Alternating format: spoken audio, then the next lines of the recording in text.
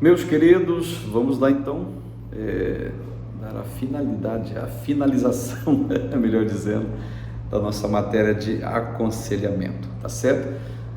Eu sempre gosto de frisar, nós estamos dando aqui apenas uma superfície, algumas colocações, algumas ideias, uma visão um pouco do antigo, um pouco do novo, uma definição e tal, mas nunca esgotando o assunto, jamais esgotando o assunto.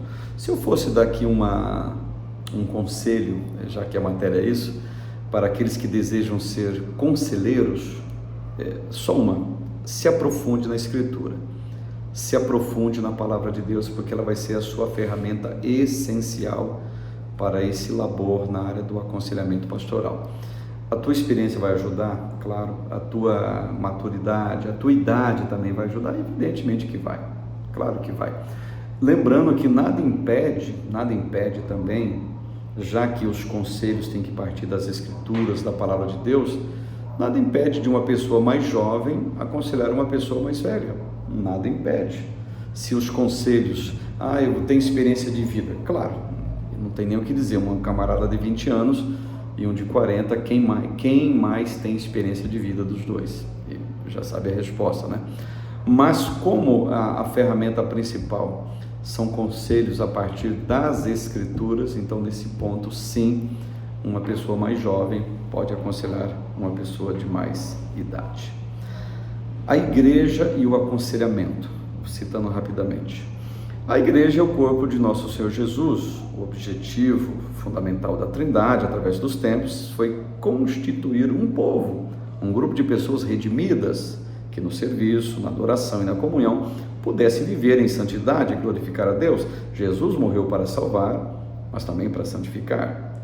E quando nos propomos a tratar sobre um tópico intitulado agora, a igreja e o aconselhamento, é importante ressaltar que a inter-relação entre o que é ministério do aconselhamento e o que é ser igreja são termos tratados em separado, tá, gente? Igreja é uma coisa, o aconselhamento é outra coisa. O que eu quero dizer com isso? Que nem todos que estão na igreja estão preparados para dar conselho, tá certo? Tem pessoas específicas, com essa finalidade específica, que agirão, que servirão como conselheiros. Você acabou de chegar na igreja, todo mundo aqui é crente, todo mundo aqui é de Deus e tal, essa é a ótica inicial. Então, se eu tiver com algum problema, qualquer pessoa que eu procurar aqui, ela vai me ajudar como conselheiro. Infelizmente, a gente sabe que não é dessa maneira. Infelizmente, a gente sabe que não funciona dessa maneira. Então, portanto, devemos procurar pessoas preparadas, pessoas, digamos assim, éticas, pessoas discretas, pessoas até, gente, que saibam guardar segredo. Tem esse detalhe também, porque seria deveras deprimente alguém que procurou você, abriu o coração para você, abriu a vida para você em algum momento, e por sua culpa todo mundo ficou sabendo do problema dela. Isso é um absurdo sem tamanho. Eu estou citando aqui, não estou direcionando a ninguém aqui, mas eu conheço casos dessa maneira, em que um casal procurou um certo líder, se aconselhou, e o certo líder, não tendo travas na língua e não tendo maturidade, acabou comentando: vou contar para você, mas não conta para ninguém. O problema de contar para alguém para não contar para ninguém é que ele também vai ter alguém para ele contar e pedirá também para não contar para ninguém.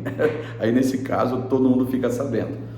Mas especificamente dessa situação, claro que não vou citar nomes aqui, é um problema muito sério quando isso acontece, quando há, digamos assim, uma quebra de confiança do conselheiro, uma quebra de decoro, né, gente? Isso daí está longe da ética pastoral, da ética ministerial, o ato de não saber guardar segredo. Ou seja, se alguém se aconselhou com você, confiou em você, entrou lá no seu gabinete, abriu o coração, falou até de questões de fórum íntimo contigo, se você quiser contar para alguém, sabe para quem você vai contar? Conte para Deus. Se ajoelhe em oração, busque direcionamento, fale para Deus. mas pode falar com todas as letras para Deus o que o casal te falou, se for o caso, o que a pessoa te falou, seja quem for, mas nunca terceirize informações que no seu gabinete, ou lá na casa que você visitou, ou a pessoa que te procurou, confiou em você e você acabou soltando para outras pessoas e causou dissabores terríveis, causou um clima na igreja, quem sabe, ou na vida de um casal, na vida de uma família, que são problemas, às vezes, dependendo do que for, gente, se tornam problemas de resoluções impossíveis. Então o conselheiro tem que ser uma pessoa profundamente discreta. Então aí, quando se fala de igreja e aconselhamento, nem todos na igreja estão, digamos assim, preparados para serem conselheiros. O aconselhamento na história da igreja, o que nós podemos citar? Aquele que não conhece o seu passado é pobre no presente e sem perspectiva para o futuro. Então, nesse sentido, é bom que a gente entenda que durante a história da igreja houve períodos, sim, específicos que a gente vai encontrar na história, quer na Bíblia, quer de literatura cristã secular, que sim, houve aconselhamentos, houve conselheiros, houve pessoas que foram buscar ajuda, foram buscar luz, foram buscar direcionamento, foram buscar saídas. Então não é novo, não é uma matéria nova, não é algo aqui que a gente só está passando tempo para preencher o currículo de alguém que esteja fazendo curso com a gente. Não, não é isso não. Aconselhamento sempre existiu no âmbito da história da igreja. Você vê um exemplo disto entre os apóstolos, houve esse período. Você vê exemplos disso também no período dos pais da igreja, exemplo também na igreja da Reforma, e você vê exemplos disso na nossa modernidade, e vemos também na nossa contemporaneidade. O conselho é para hoje, o conselho existe e é vigente, e é necessário que haja, que tenha sempre bons conselheiros, pessoas que de fato funcionam às vezes até melhor do que um psicólogo, do que um psiquiatra, porque teremos bases escriturísticas, bases bíblicas para dar os nossos relevantes conselhos. Outro ponto que eu quero rapidamente, claro, tratar com vocês: fundamentos psicológicos e eclesiológicos do aconselhamento, tá? O que é um fundamento psicológico do aconselhamento, gente? A psicologia e o aconselhamento pastoral. Um dos objetivos de estudar o presente tema à luz da história foi procurar fundamentar nossa visão acerca do futuro do aconselhamento como atividade ministerial no contexto da igreja, tá? Então, não há problema, quando fala de aconselhamento, você fazer uma interface com a questão da prática da psicologia. Ou seja, de repente, alguém que vai te procurar, você vai entender que ela precisa de procurar um psicólogo. E se por acaso você não tem essa formação na área da psicologia, não tem problema você fazer essa interface. Você aplica a escritura, você aplica a palavra de Deus, mas de repente, se for necessário subir um degrau na questão de procura de um profissional no campo da psicologia, não vejo problema nenhum. Não há nenhuma dificuldade nisso. Tanto é, eu louvo a Deus que nos arraiais cristãos, Brasil afora, tem muitos psicólogos que são pastores, muitos psicólogos que são cristãos, homens, mulheres, que têm feito um trabalho muito relevante, muito importante, muito, digamos assim, extraordinário no âmbito do povo de Deus. Ah, mas alguém pergunta, mas o povo de Deus, ele tem problema psicológico? Querido, pelo fato de você ser crente, você não se tornou um super-homem e muito menos uma mulher maravilha. Você não é o homem de ferro, você não é o Hulk agora, o Hulk espiritual que não tem problema nenhum. Muito pelo contrário, como Jesus falou, vou repetir de volta: no mundo tereis aflições. Quais aflições? Físicas, espirituais, sentimentais, psicológicas, financeiras, sociais, estudantis. Aqui a gente fica, a lista é imensa, a lista vai até ano que vem, se for citar isso aqui. Então não há problema nenhum dessa interface. da procura de um profissional da área. O que é psicologia? Rapidamente aqui, claro que não estou esgotando o assunto aqui nunca, tá, gente? Em seu sentido mais simples, é a ciência que estuda o comportamento humano. Em seu sentido mais amplo, psicologia é o ramo da ciência que propõe um conjunto de métodos, técnicas e conceitos a fim de estudar os processos mentais, o desenvolvimento humano e as origens do comportamento. Então, psicologia não é um bicho de 7 cabeças. Anos 80, anos 90, anos 70, meu Deus, o crente não pode chegar perto de um consultório de um psicólogo. Deus me livre o cristão estudar psicologia, ou senão o cristão com problema psicológico. Queridos, isso é besteira, isso é tabu que graças a Deus já caiu. Não existe problema nenhum, zero, se por acaso você pastor, você líder, que esteja aconselhando alguém, chegar à definição, quem sabe, de que essa pessoa precisa, pode ser um crente ali, pode ser um obreiro, precisa procurar um psicólogo, um profissional da área, que o problema dela passou de ser só de mente, e o psicólogo ele vai ter até a capacidade de receitar medicamentos para essa pessoa, se for o caso.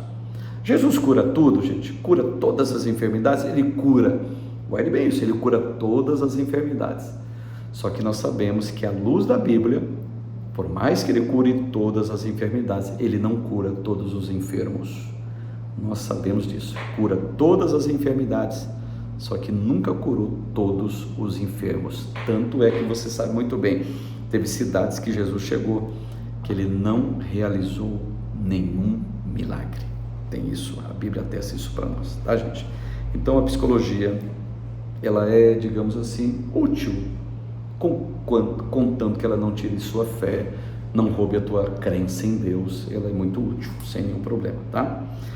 E eu aconselho sim a procurar um caminho. Em que sentido? Construir uma interface entre a psicologia e o aconselhamento pastoral. Não há problema, não há dificuldade nenhuma nessa questão. Uma vai ajudar a outra e também ela não anula, num certo sentido, o trabalho de um e o trabalho de outro. Tem muitos psicólogos sérios, assim como tem muitos cristãos que não são sérios, e assim a gente intercambia essa questão. Tem psicólogo sério, tem psicólogo que não é sério, tem cristão que é sério, tem cristão que não é sério, e assim por diante. O que eu estou falando aqui é das matérias. A matéria é chamada psicologia, a matéria é chamada aconselhamento pastoral. Nós podemos, como conselheiros, como pastores, fazer essa interface, ou seja, usar a psicologia e o aconselhamento para a cura de pessoas, para o direcionamento, para o acender de luzes na vida de uma pessoa que está em trevas. Claro que nós podemos fazer isto sem nenhum problema, tá? Sem nenhum problema mesmo. Então, queridos, a questão não é se o pastor, só finalizando aqui, a liderança ou alguns dos irmãos mais experientes da comunidade vão ou não aconselhar, tá? Pois esta demanda, inevitavelmente, ela vai surgir, tá? Visto que as pessoas necessitadas de apoio e orientação sempre existirão, mas sim como aconselhar de maneira bíblica, sábia e eficiente. Um grande erudito chamado Oates, ele disse o seguinte: a escolha não é feita entre aconselhar ou não aconselhar, mas entre aconselhar de maneira disciplinada e hábil ou aconselhar de modo indisciplinado e inábil. Ou seja, querido, para finalizar esse ponto aqui e finalizar essa rápida matéria que nós trouxemos para vocês, sempre haverá pessoas necessitadas na tua igreja onde você está, na empresa que você trabalha. Sempre vai ter pessoas que precisarão de ouvir uma palavra, de ouvir um conselho, pessoas que estão em trevas, pessoas que não vê saída, pessoas que não vê solução, pessoas que estão a ponto de tirar suas próprias vidas. Eu vou abandonar a família, vou abandonar emprego, vou abandonar a igreja, vou abandonar isso porque eu não vejo saída para isso e para isso. Mas de repente, para essas pessoas, basta uma palavra. E quem sabe essa palavra esteja com você. Então, caso você se aventure, no bom sentido, claro, se aventurar na arte do aconselhamento, eu desejo que você seja um conselheiro hábil, que vai ajudar muitas pessoas.